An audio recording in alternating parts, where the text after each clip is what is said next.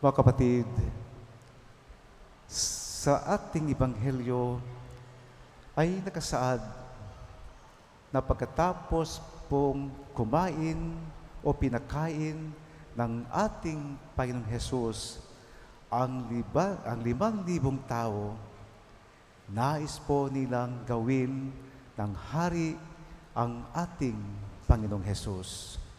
Bakit? Dahil nabusog po sila at ibinigay ng Diyos ang lahat po nilang pangailangan, lalo na po ang pagkain, material na pagkain. Subalit umalis po ang ating Panginoong Hesus. Umalis siya, umakyat siya sa bundok na mag-isa dahil hindi po niya gusto na siya'y maging hari ng sanlibutan ito. Dahil dumating po siya sa mundo, hindi upang maging hari sa mundo, kundi upang pagandahin, upang ibigay sa atin ang buhay na walang hanggan.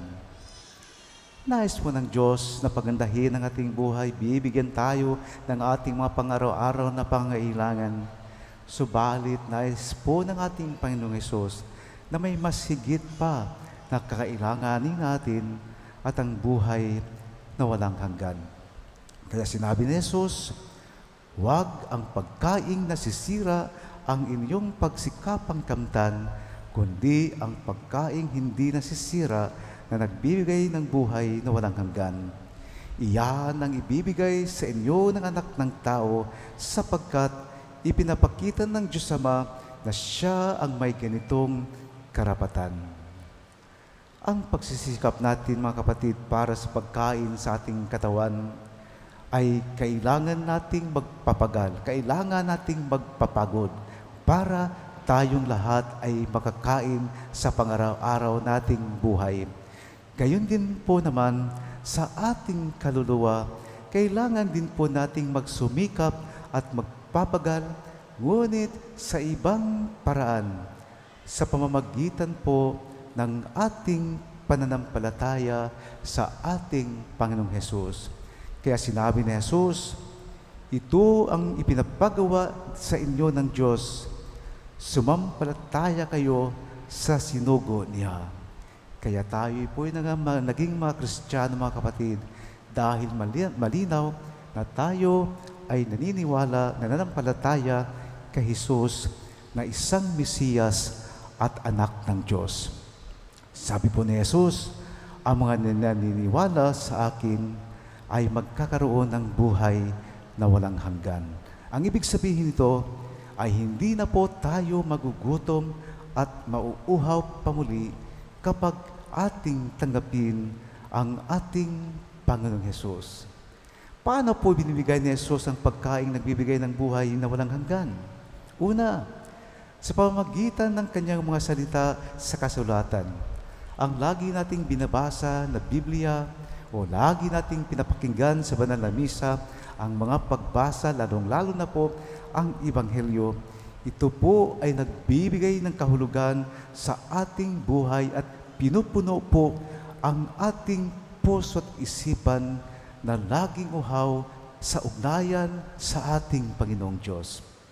Pangalawa, sa pamagitan ng kanyang simbahan, kung saan ang mga tao ay nagmamahalan at nagdadamayan. Ito po ay sinisikap natin sa pamamagitan ng pagbubuo ng pamayanang Kristiyano. Kasi po, hindi lamang na kapag tayo ay naging Katoliko ay magsimba lamang tayo mag-isa, dyan lang tayo sa sulok, ngunit nais ng ating Panginoong Hesus na maramdaman natin na tayo'y isang komunidad na may pananampalataya sa Kanya at sinisikap po niya na sana'y maramdaman ang Kanyang pagmamahal natin sa Kanya at ito'y ibinabahagi natin sa ating mga kapatid.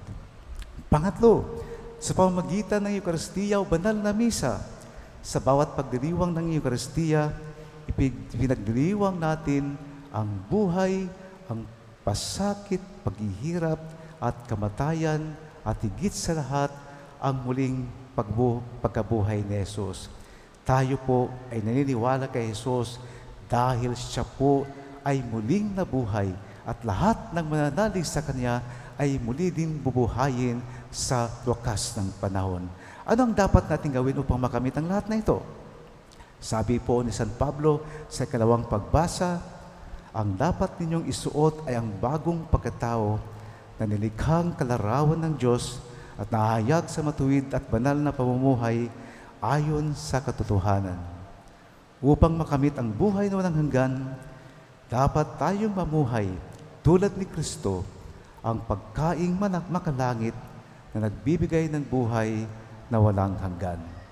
Kaya mga kapatid, sa linggong ito, ipinapaalala sa atin na sana'y maging inspirasyon natin ang mga salita ni San Pablo sa ating pangaraw-araw na pamumuhay. Magtiwala tayo kay Jesus at sundin ang kanyang mga utos. Kasi ngayon po ay marami ng mga tao na nagsisimba, naniniwala kay Jesus, pero hindi naman po talaga isinasapuso ang mga kautusan ng ating Panginoon. Kaya upang kapag gusto nating makamtan ang buhay na walang hanggan, ang hamon po para sa atin ay sundin natin ang mga kautusan na pinagkaloob sa ating Panginoong Diyos. Amen. Upang tayong lahat ay mabigyan ng buhay na walang hanggan.